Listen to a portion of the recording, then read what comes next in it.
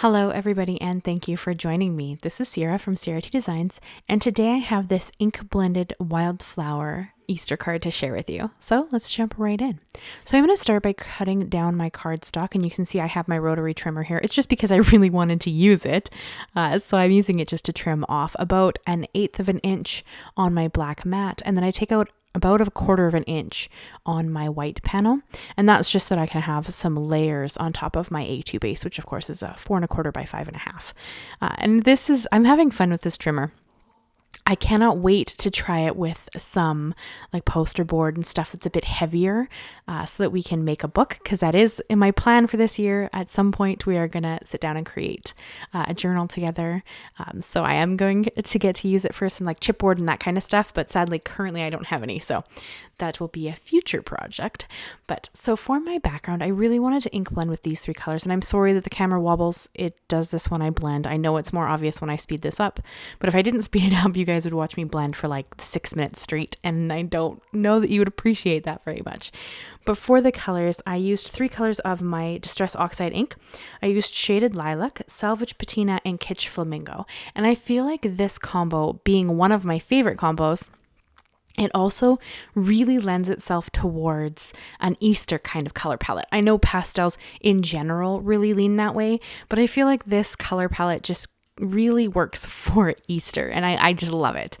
So these are the colors that I chose to use because of that. This is really a non-traditional Easter card. I mean, I guess a traditional Easter card would have like bunnies, or would be more that, like, or maybe eggs or dipped eggs or that kind of thing. I don't really own much in that lane. I have one stamp set that has bunnies on it, which I will use here in a future video, probably Thursday's video for my Easter video, or maybe Monday, because that would be really fitting. But I only have that one stamp set, so I kind of have to be a little more creative in what I come up with when I want to kind of have a themed card, because my collection's not big, and I generally tend to either give things away or sell them in garage sales, that kind of stuff, like a crafty garage sale that my local ladies put on, when it feels like it doesn't fit in my style or anything more. So I'm kind of a minimalist in what I collect in my collection, so I don't have a lot of themed things outside of Christmas and birthdays. So I have to be a little more inventive when I want to create something themed.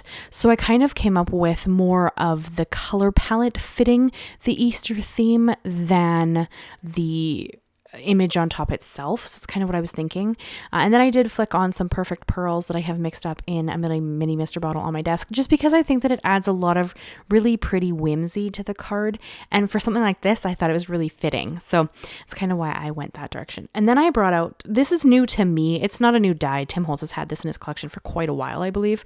But this is the Flower Field die, and it's all one big, very intricate die. So you're going to see that I cut it through my switch with my chrome base plate, and then here I'm double checking the back because I wasn't sure that it cut through all of the areas, so I'm just double checking it. And I did use some mint tape, which is a low tack tape, to hold it, because I was pretty sure I was going to need to run this through more than once just to be safe, and I did. So I ran it through, I believe it works out to be 3 times, because I used my switch so it went forward and backwards on the second pass, and it cut out beautifully this time. But of course I do now have to be really careful, because the blooms and the pieces of field are so delicate that I don't want to rip them as I try to lift this off. And it was on me to not realize that the bottom was going to cut, so I put it a little bit higher than the base of the cardstock, but that's okay, because I just brought in my mini snips and just lightly, gently trimmed a little area on the bottom where it would have cut had I lined it up to the bottom of the cardstock, but I didn't. And I feel like that just gave me a bit more interest on the bottom of the card, so I'm really not concerned about that. But had I realized, I could have lined that up a bit better and had it actually cut the whole image out, rather than just me having to kind of trim myself the bottom of it. But there's, it's completely up to you. This does leave it open so that you could make a very tall grass or have multiple layers of it starting at different heights, which would create a lot of interest. That's something that I may play with because I think it would look really neat on a card. But this, I think, again, this is new to me, right? This die has been out for quite a while, I believe, but this is new to me. So I've got all these ideas, like I could cut it out in glitter cardstock and do it like with a white, black and gray, or like I just have all these fun ideas with it now that I have it in my stash. So I'm sure that you guys will end up seeing quite a few cards with this die involved, just because I love silhouettes, but I'm never really sure where it's going to go until we kind of get there, right? So I did bring in the Flickering Butterflies die and cut that out of some Pearlescent Vellum that I really enjoy from Lawn Fawn, and I ran that through once, and it cuts out, I believe, 8 different butterflies. And then I brought in my Misti so I could stamp my Happy Easter sentiment, because I thought that was really fitting for this card, and that was kind of what I was going for with this design. You could, of course, bring in any sentiment here. This, I think, would lean itself really well to a lot of different options. You could make it a birthday card or like a thinking of you card, that kind of thing, because I think it's just a really pretty card. And then I did bring in my art glitter glue just because it has that super fine tip. So the really delicate pieces of the stems in this, I wanted to make sure that they adhered properly to my card, but I was concerned that if I wasn't careful with how much glue, it would start to lift the color in the background, because oxides will react to liquid. So I was really trying to be careful as to how much glue and where I put the glue.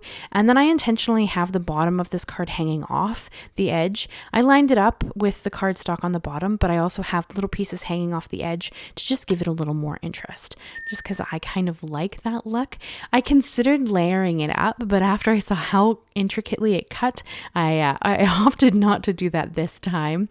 I think that I will later though, because I think it would look really cool with different layers, but that's not a today card. I really wanted to get this idea down first and then kind of play with different ideas with this die. But I think it looked really pretty. And I pondered this. I almost should have, but I didn't do it on this card.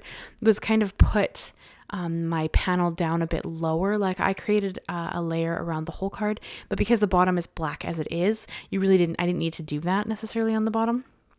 I could have just put the colored panel all the way down on the black mat and just had a slightly bigger layer around it. But I didn't. That's kind of like a hindsight thing, just because I did have a black mat and a black bottom to the card. But I think that it turns out looking really pretty regardless, so I'm not too concerned with how it went. And then I'm going to bring in those butterflies, and I got so excited with those butterflies. I used, I think, 7 of them across the card. And I do like to have movement in my cards. I feel like that adds a lot of really cool interest, especially on a card like this, because everything else is very flat. So for that, I'm only going to adhere the center of the butterfly. So I brought in my art glitter glue again, because it has that super fine tip on it. So it allowed me to kind of just glue the center of the butterfly, but then hold up the wings so that it could adhere that way. And then of course, Ember kind of wandered through just checking everything out and then jumped down. So she didn't even stay for a visit. And then Mist is going to pop in here in a little bit as well, just to check out my final card, I guess. So I did use my reverse tweezers for this, because I find that to be the easiest way to get to press the center down and lift up the wings so that movement is there. And I did that for all 7 of the butterflies.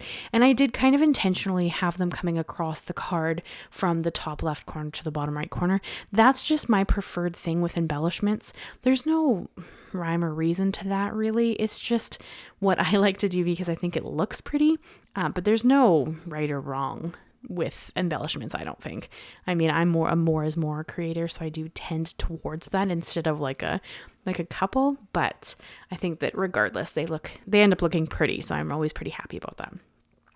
And then with that last butterfly that I still have left, I actually just stuck it back in the envelope with the die so that I could save it for later. So the next time I cut this, I'd actually have 9 of them, because you guys know I like to work in uneven numbers. So that would kind of give me that opportunity to use that last butterfly in a different card. because I don't like to waste. You could of course put it on the inside of the card, but I didn't do that this time simply because I didn't put anything on the inside of this card because I wasn't sure what I wanted to add. So I kind of just left it blank so that I could write in it with whatever I chose to write. And then this is where Mist pops in. She just decided to sit here. I was recording the close-up shots at the end. I think that this card turned out stunning. I love it. It's more of a simple card, really. It didn't take super long to create, but I think that it turned out really pretty. So I'd love to know what you guys think of this card and this color combo. Does it feel like an Easter card, even though it's more like grass and flowers and butterflies than your kind of standard more rabbit theme? But I'd love to know what you guys think. So that's the card I have for you guys today. I hope you enjoyed it. Leave me a like, leave me a comment, and consider subscribing if you haven't already. I do new videos every Monday and Thursday. Thank you so much, guys, and I will see you again very soon. Bye-bye for now.